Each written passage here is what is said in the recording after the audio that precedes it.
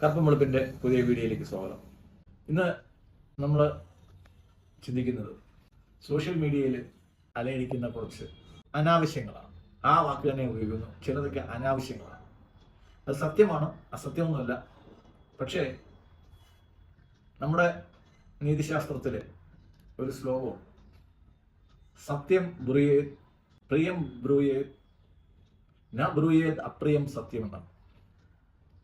അതിനെ ഒരു രീതിയിൽ അന്വയിച്ചാൽ സത്യം പറയണം, പ്രിയമായത് പറയണം, സത്യം അപ്രിയമായതാണെങ്കിലും അത് പ്രിയകരമായിട്ട് പറയണം. അത് നമ്മൾ പറയുന്ന കാര്യങ്ങൾ കേൾക്കാൻ ബുദ്ധിമുട്ടുള്ള കാര്യങ്ങളാണെങ്കിൽ, അപ്രിയമായിട്ടുള്ള കാര്യങ്ങളാണെങ്കിൽ അത് പ്രിയമാക്കി പറയണമെന്നാണ്. ചിലത് കാണാമല്ലോ, ചില മരുന്നിൻ്റെ കൂടെ, കയ്പുള്ള മരുന്നിൻ്റെ കൂടെ ഒരു ശർക്കരയൊക്കെ കൂട്ടിയിട്ട് കഴിക്കും. കയ്പ് എന്തായാലും കഷായത്തിൽ കയ്പുണ്ടാവും. അപ്പോൾ അതിന് മാറ്റാൻ വേണ്ടിയിട്ട് ശകലം അതിനും കൂടെ അതിൻ്റെ കൂടെ കഴിക്കാറുണ്ട്. അപ്പോൾ അതാണ് ഈ പറയുന്നതിൻ്റെ അർത്ഥം. നമ്മൾ സത്യമേ പറയാവൂ എന്ന് തന്നെയാണ് പറയുന്നത്. പക്ഷേ ചിലത് അപ്രിയമായിട്ടുള്ള കാര്യമാണെങ്കിൽ കൂടിയും സത്യം പ്രിയകരമാക്കി മാറ്റി പറയണമെന്നാണ് പറയുന്നത്. എന്തായാലും നമ്മുടെ ജാമിദ ടീച്ചർ ഇസ്ലാം ആണെങ്കിൽ, എക്സ് മുസ്ലിം ആണെങ്കിൽ ഇതുകൂടെ പഠിച്ചു കാണുമെന്ന് വിചാരിക്കുന്നു. ടീച്ചറല്ലേ, ഇത് കേട്ടിട്ടുണ്ടാവും. അതൊക്കെ ഞങ്ങളൊക്കെ കൊച്ചു ക്ലാസ്സിൽ കേട്ട കാര്യങ്ങളാണ്. ജാമിദ ടീച്ചറൊക്കെ നമ്മുടെ അതേ പ്രായത്തിലുള്ളതാണ്. ഞങ്ങൾ കൊച്ചു ക്ലാസ്സിൽ കേട്ടിട്ടുള്ള കാര്യങ്ങൾ. സംസ്കൃതത്തിലല്ല, മലയാളത്തിൽ കേട്ടു. ഇത് പറയാൻ കാരണം, മലപ്പുറത്ത് താനൂരിൽ ഖുറാൻ കൂട്ടിയിട്ട് കത്തിച്ചു എന്നാണ്. നമ്മൾ ഹെഡിങ് കേൾക്കുമ്പോഴത്തേക്ക് നമ്മൾ വിചാരിക്കുന്നത് എന്താ, കുറേ ആൾക്കാർ ഖുറാൻ കൊണ്ടുവന്ന് റോഡിലിട്ട് കൂട്ടമായിട്ട് കത്തിച്ചു. അവർ മണ്ണെണ്ണയൊക്കെ വെച്ച് കൂട്ടമായിട്ടിട്ട് കത്തിച്ചു. അവർ ഇസ്ലാമിനെ അവർ വെറുത്തു, അതുകൊണ്ട് അവർ കത്തിച്ചു. ഇങ്ങനെയൊക്കെയുള്ള അർത്ഥങ്ങളാണ്, ആ ധ്വനിയാണ് അവരുടെ സംസാരത്തിൽ ആദ്യം വരുന്നത്. മുസ്ലിം ലീഗുകാരാണ് മലപ്പുറത്ത് താനൂരില് ഖുർആൻ കത്തിച്ചത്. അതുകൊണ്ട് തൽക്കാലം വാർത്തകളില്ല, പ്രതിഷേധങ്ങളില്ല, അന്തിചർച്ചകളില്ല. അടുപ്പ് കൂട്ടിയുള്ള ചർച്ചകളും മൈക്കുമായി പറയൂ എന്താണ് താങ്കൾക്ക് പറയാനുള്ളത് എന്നൊന്നും ചോദിച്ചിട്ട് ആരും വരുന്നില്ല. കാരണം ഇത് അധികം അങ്ങോട്ട് പുറത്ത് പറയാൻ പറ്റുന്ന കാര്യവുമല്ലല്ലോ. ഞാൻ വ്യക്തിപരമായിട്ട് പറയട്ടെ, എനിക്ക് ജാമിദ ടീച്ചർ പറയുന്ന ഒരുപാട് കാര്യങ്ങളോട് യോജിപ്പുള്ള ഒരാളാണ്. ഞാനൊരു സ്വയം സേവനാണ്. എനിക്ക് ഈ എക്സ് മുസ്ലിം എന്ന് പറയുന്ന ആ ഒരു ഗ്രൂപ്പിൽ പറയുന്നവരുടെ കാര്യങ്ങളോട് യോജിപ്പുണ്ട്. പക്ഷേ എനിക്ക് യോജിപ്പില്ലാത്ത ചില കാര്യങ്ങളോട് എനിക്ക് നിങ്ങളടുത്ത് പറയാനുണ്ട്. അതാണ് ഞാൻ ഈ വീഡിയോയിലൂടെ ഉദ്ദേശിക്കുന്നത്. ഒന്ന്, ഈ ഖുർആൻ മനഃപൂർവ്വം കത്തിക്കാൻ വേണ്ടിയിട്ട് അവരുടെ എക്സ്പ്ലനേഷൻ തന്നെ അവർ മനസ്സിലാക്കുന്നത് അവരുടെ ബോഡി ലാംഗ്വേജ് എന്തോ പരിഹസിക്കാൻ വേണ്ടിയിട്ട് വന്നതാണ്. ഞാൻ ഒരു വിവാഹം കഴിച്ചു, നമ്മൾ ആ വിവാഹത്തിൽ നിന്ന് ഒഴിവായി, ഡിവോഴ്സായി. ഞാൻ ആ ഭാര്യയെ പറ്റിയിട്ട് നല്ലതാണെങ്കിലും ചീത്തയായെങ്കിലും പറയുന്നത് അവരുടെ സ്വകാര്യത നമ്മൾ മാനിക്കണം. നമ്മൾ അതിനെപ്പറ്റി, നമ്മൾ ഒരുമിച്ച് കഴിഞ്ഞ ഒരുപാട് കാലങ്ങളെ പറ്റിയിട്ട് ഒരുപാട് കാര്യങ്ങൾ പറയണ്ടാവും. അത് നമ്മൾ സോഷ്യൽ മീഡിയയിൽ നമ്മൾ ഇളക്കി വിടണ്ട, അത് വിറ്റ് കാശുവാക്കണ്ട. ഇപ്പോൾ ജാമിദ ടീച്ചർ ഞാൻ മനസ്സിലാക്കുന്നിടത്തോളം ഇസ്ലാമായിട്ട് ജീവിച്ച ഒരാളാണ്. ഇസ്ലാം മതവിശ്വാസം വിട്ടു. അവർക്കിപ്പോൾ ഹിന്ദു മതത്തിൽ വിശ്വാസം ഉണ്ടോ എന്ന് എനിക്ക് അറിയത്തില്ല. ഉണ്ടായാലും ഹിന്ദു മതത്തിൽ ആർക്ക് വിശ്വസിക്കുക എന്നുള്ളതാണ്. ഇന്നടത്ത് പോയാലും ഹിന്ദു മതത്തിൽ വിശ്വസിക്കുക എന്ന് പറയുന്നില്ല. അതുകൊണ്ട് അതിനകത്ത് വളരെ കുഴപ്പമൊന്നുമില്ല. അവർ ഹിന്ദു മതവിശ്വാസിയോ ഇസ്ലാം മതവിശ്വാസിയോ എന്തായിക്കോട്ടെ. അപ്പോൾ അവർ ഇസ്ലാം മതത്തെ അവർ വിട്ടു. അപ്പോൾ ഈ ഇസ്ലാം മതം വിടുന്നവരെല്ലാം എക്സ് മുസ്ലിം എന്നറിയപ്പെടുന്നു.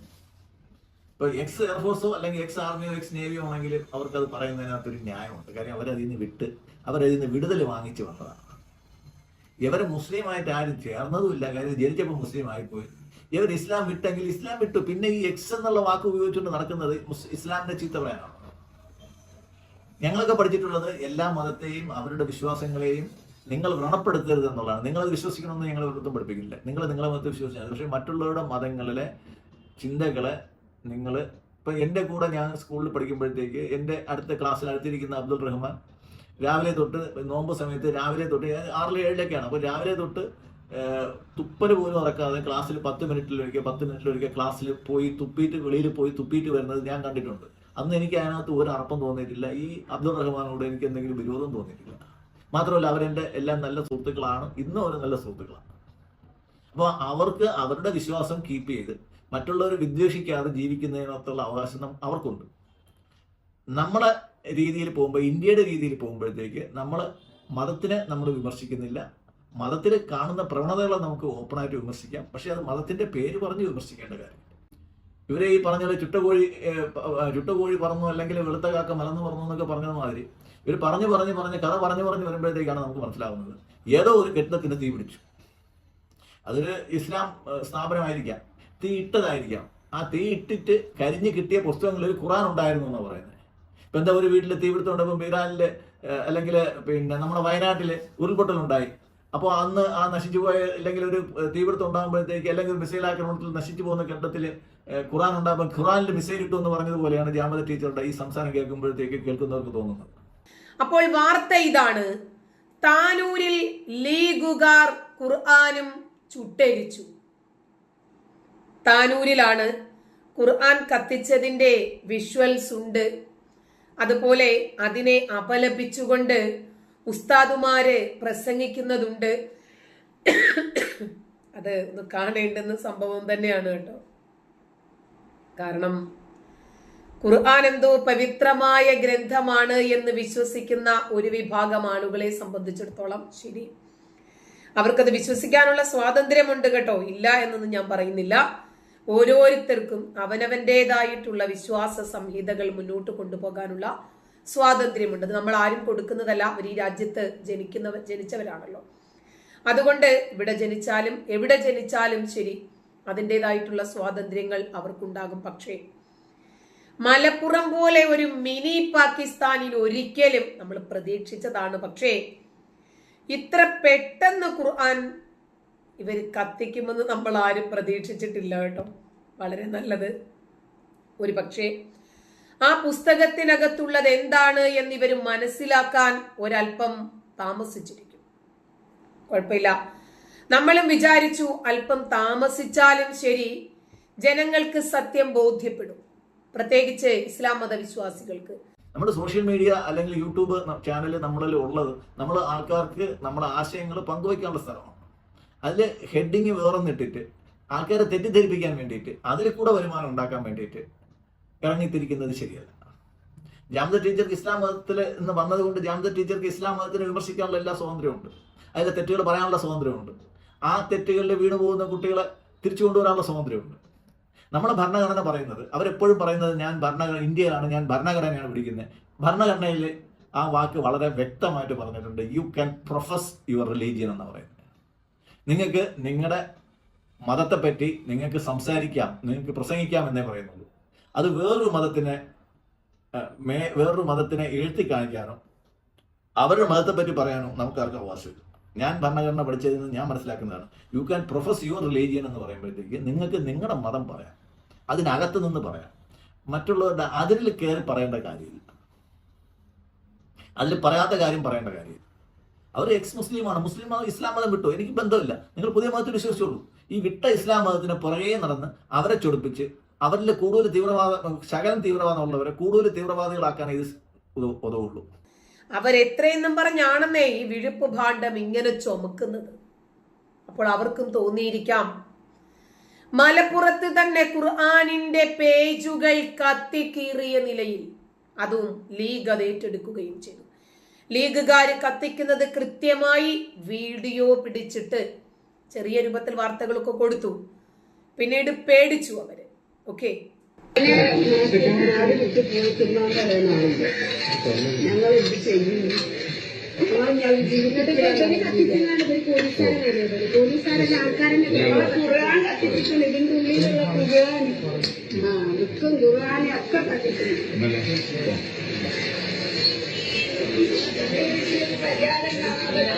ജീവിക്കാൻ കഴിയും.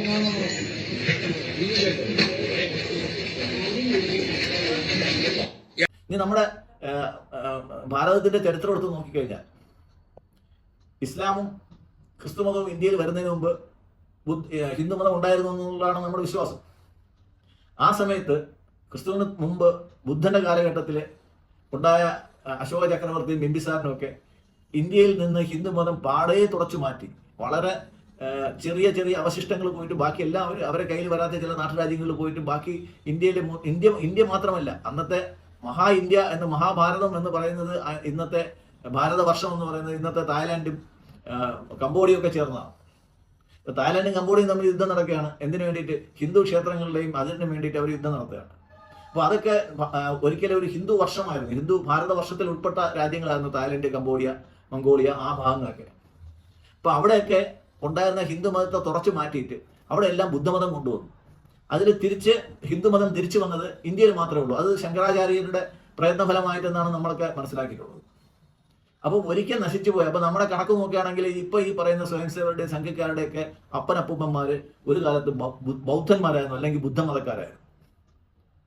ഭൂരിപക്ഷം, ചിലപ്പോൾ കേരളത്തിലല്ലായിരിക്കും, പക്ഷെ ഭൂരിപക്ഷം ഇന്ത്യയും അവർ ബുദ്ധമതത്തിലോട്ട് മാറ്റിക്കഴിഞ്ഞിരുന്നു. ആ ബുദ്ധമതത്തിലോട്ട് മാറിയവരെയാണ് തിരിച്ച് അവരെ അവരെ സംസാരിച്ച് തോൽപ്പിച്ചിട്ടാണ് പിന്നെ AK-47 കൊണ്ടല്ല ശങ്കരാചാര്യര് നശിച്ചു പോയ ഹിന്ദുമതത്തെ തിരിച്ചു കൊണ്ടുവന്നത്.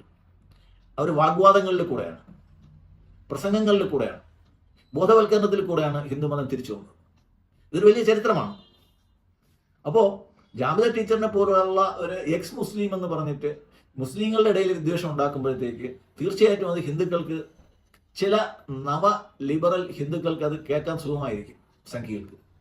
പക്ഷേ യഥാർത്ഥത്തിൽ ഭാരതത്തെ സ്നേഹിക്കുന്ന ഒരാൾക്ക്, ഭാരതത്തിൽ സമാധാനം പുലരണമെന്ന് ആഗ്രഹിക്കുന്ന ഒരാൾക്ക്, ഭാരതം അതിൻ്റെ പ്രൗഢിയിലോട്ട് വരണം എന്ന് ആഗ്രഹിക്കുന്നുള്ളവർക്ക് പരം വൈഭവം മേധസ്യ രാഷ്ട്രമെന്നാണ് ഞങ്ങൾ പഠിച്ചിട്ടുള്ളത്. അത് പരം വൈഭവം കൊണ്ടാണ് ഉണ്ടാകുന്നത്, അല്ലാതെ AK-47 കൊണ്ടോ അല്ലെങ്കിൽ ജാമിദ ടീച്ചർ പോലുള്ള പ്രഭാഷണങ്ങൾ കൊണ്ടോ ഇസ്ലാം മതത്തെ നശിപ്പിക്കണമെന്ന് നമ്മൾ ഒരിക്കലും വിചാരിച്ചിട്ടില്ല. അതുകൂടി കണ്ടു കഴിയുമ്പോൾ ഏതാണ്ട് നിങ്ങളുടെ നെഞ്ചിലെ കല്ലങ്ങ് താഴെ ഇറങ്ങും. കുറച്ച് ക്ലാരിറ്റി കുറവായിരിക്കും, എന്നാലും സാരമില്ല. താനൂരിൽ ലീഗുകാർ ഖുർആനും ചുട്ടരിച്ചു എന്ന വാർത്ത നോക്കിക്കോ. താനൂർ കോർമൻ കടപ്പുറത്തെ ഫക്കീർ പള്ളിക്ക് സമീപത്തെ SSF ഓഫീസിന്റെ അകം നിറയെ കത്തിക്കരിഞ്ഞ കസേരകളും പുസ്തകങ്ങളുമായിരുന്നു. അതിനിടയിൽ നിന്ന് ഒരു പുസ്തകത്തിന്റെ അവശിഷ്ടം കയ്യിലെടുത്ത് സീദിക്കോയ പറഞ്ഞു, ഇത് ഖുർആനാണ്. പിന്നെ നബിയുടെ ഗ്രന്ഥങ്ങളും മുസ്ലിം ലീഗ് പ്രവർത്തകർ തീവെച്ചു നശിപ്പിച്ചതാണ്. മാർച്ച് 13 പുലർച്ചെ 1:15 കോർമാൻ കടപ്പുറത്ത് ലീഗുകാർ ഈ ഓഫീസിന് തീയിട്ടത്.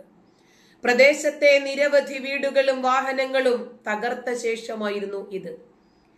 ഷട്ടർ പൊളിച്ച ശേഷം അകത്ത് കടന്ന് കസേരകളും ടിവിയും തകർത്തു. പിന്നീട് പെട്രോൾ ഒഴിച്ച് തീ കൊടുക്കുകയായിരുന്നു. സാന്ത്വന പരിചരണത്തിന് ഉപയോഗിച്ചിരുന്ന ഊന്നുവടിയും വാട്ടർ ബെഡും ഉൾപ്പെടെയുള്ളവ കത്തി അമർന്ന് ഒരു അരികിലുണ്ട്. അലമാരയിലായിരുന്നു ഖുർആൻ ഉൾപ്പെടെയുള്ള പുസ്തകങ്ങൾ സൂക്ഷിച്ചിരുന്നത്. അലമാര തകർത്താണ് തീ കൊളുത്തിയത്. ഓഫീസിന്റെ ചുമരിൽ IUML എന്ന് എഴുതി വെച്ചു.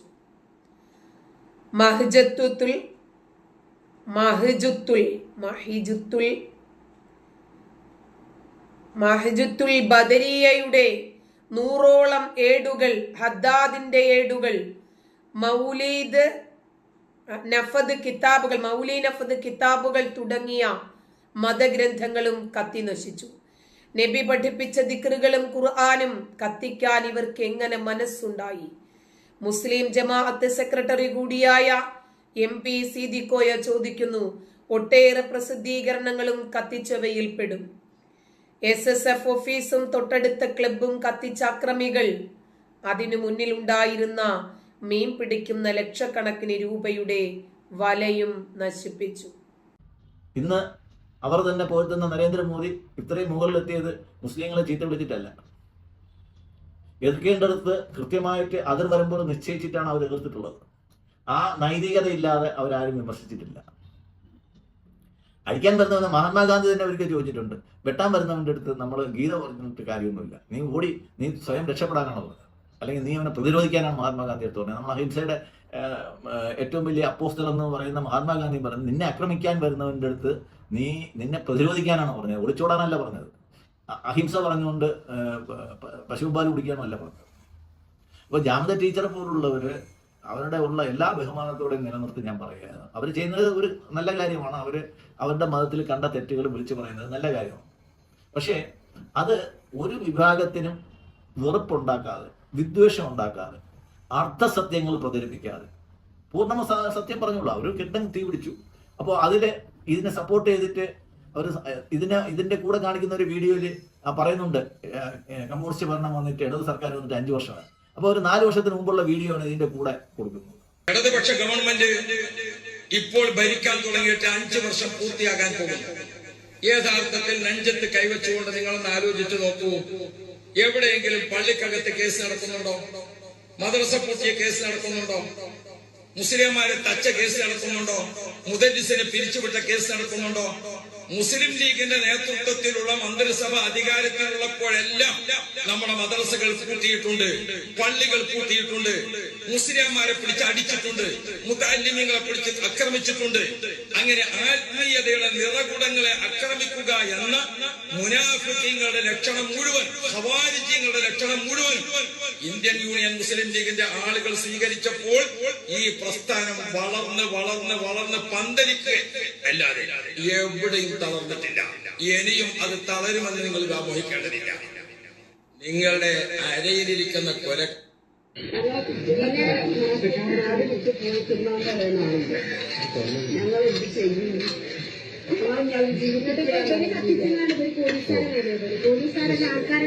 പോലീസുകാരും ആളുകളും ഒക്കെ കൂടി എന്തായിരുന്നാലും 1-2 പേജുകളല്ല, ഒരു ഖുർആനല്ല, കണ്ടെയ്നറുകൾ കണക്കിന് ഖുർആൻ കൂട്ടിയിട്ട് താനൂര് കത്തിച്ചു.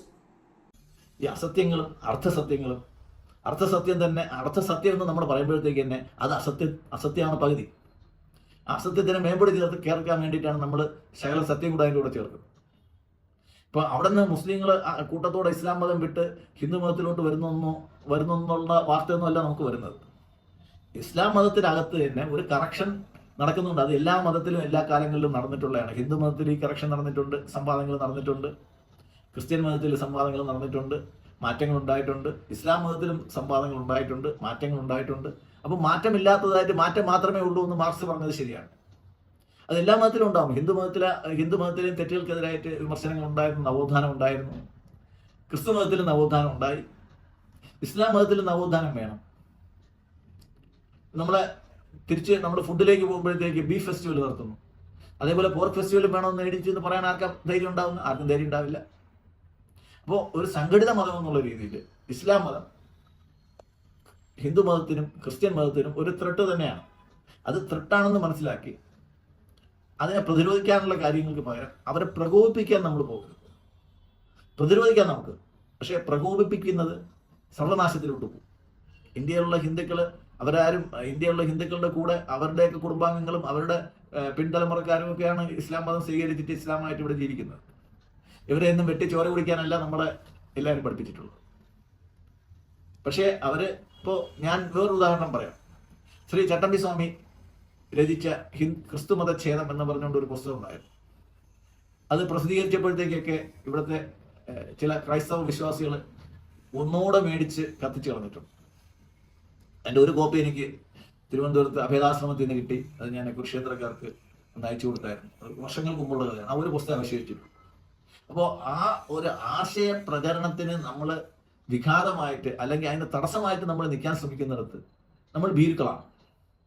ആ ചട്ടമ്പി സ്വാമി പറഞ്ഞ കാര്യങ്ങൾ, അദ്ദേഹത്തിന്റെ പുസ്തകങ്ങൾ കത്തിച്ചുകൊണ്ട് ആ പുസ്തകങ്ങൾ ഇല്ലാതായില്ല എന്ന് മാത്രമല്ല, അതിന്റെ പ്രസക്തി കൂടിയാണ്. തിരിച്ച് നമ്മൾ വേറൊരു കാര്യം ചിന്തിക്കുകയാണെങ്കിൽ RSS ഇത്രയും വലിയൊരു സംഘടനയല്ലായിരുന്നു. എന്നാൽ സ്വാതന്ത്ര്യ സമര സമയത്ത് RSSനെ നിരോധിച്ചപ്പോഴത്തേക്കാണ് RSS ഒരു വലിയ സംഘടനയാണെന്നും അതുവഴിയിട്ട് നമുക്ക് മുന്നോട്ട് പോകാൻ പറ്റുമെന്നും സംഘികളല്ലാത്തവർ പോലും വിശ്വസിക്കുകയും അവരൊക്കെ സംഘികളായിരുന്നു അല്ലെങ്കിൽ സംഘമാർഗത്തിൽ വന്നത്. നിങ്ങൾക്കറിയാം 77 മുമ്പ് ഭാരതീയ ജനസംഘത്തിന്റെ സ്ട്രെങ്ത് ഇന്ത്യയിൽ എത്രയായിരുന്നു. പക്ഷെ നിരോധിച്ചു കഴിഞ്ഞു. അവരെ 80-ന് ശേഷമാണ് സംഘം വളർന്നത്. 1925 തൊട്ട് 75 വരെ വളർന്ന ആ 50 വർഷം വളർന്നതിൻ്റെ 10 ഇരട്ടിയായിട്ട് അല്ലെങ്കിൽ 100 ഇരട്ടിയായിട്ടോ അടുത്ത 50 വർഷങ്ങളിൽ അവർക്ക് വളരാൻ സാധിച്ചത് നിരോധനമാണ്. അപ്പോൾ നമ്മൾ ഇസ്ലാം മതത്തിനെ പറ്റിയിട്ട് നമ്മൾ എപ്പോഴും വിദ്വേഷിച്ചുകൊണ്ടിരിക്കുകയാണെങ്കിൽ, അതിൻ്റെ കുറ്റങ്ങൾ കണ്ടുപിടിച്ചുകൊണ്ടിരിക്കുകയാണെങ്കിൽ, അത് മാത്രം പ്രസംഗിച്ചുകൊണ്ടിരിക്കുകയാണെങ്കിൽ അതിനകത്തൊരു കാര്യം ഉണ്ടാവുമെന്ന് എനിക്ക് തോന്നുന്നില്ല. ദയവ് ചെയ്ത് നമ്മുടെ സ്വാതന്ത്ര്യം അടുത്ത ആളുടെ തോട് വരെയാണ്. നമ്മൾ ആ കൈ നീട്ടുന്നത് മറ്റൊരാൾക്ക് അസൗകര്യം ഉണ്ടാക്കാത്ത രീതിയിൽ നമുക്ക് നമ്മുടെ പൗരസ്വാതന്ത്ര്യം നമുക്ക് പരമാവധി ഉപയോഗിക്കാം. പക്ഷേ അത് വേറൊരാൾക്ക് അസൗകര്യമോ ബുദ്ധിമുട്ടോ ഉണ്ടാകാതിരിക്കാൻ നമ്മളെല്ലാവരും ശ്രമിക്കണം. അതിനകത്ത് നമ്മൾ ഇപ്പം ഞാൻ ആരിഫ് ഹുസൈനെ കാണുന്നുണ്ട്. അദ്ദേഹത്തിൻ്റെ വിമർശനങ്ങൾ മതത്തെ വിമർശിക്കുന്നുണ്ട്. അദ്ദേഹം എക്സ് മുസ്ലിമാണ്, അദ്ദേഹം മതത്തെ വിമർശിക്കുന്നത് നല്ലതാണ്. പക്ഷേ ഇത്തരം അർദ്ധസത്യങ്ങൾ അല്ലെങ്കിൽ നമ്മൾ ഒരു തെറ്റ് പറയുമ്പോഴത്തേക്ക് നമ്മുടെ മുഖത്ത് കാണുന്ന ഒരു ഭാവമുണ്ട്, ഒരു പുച്ഛഭാവം.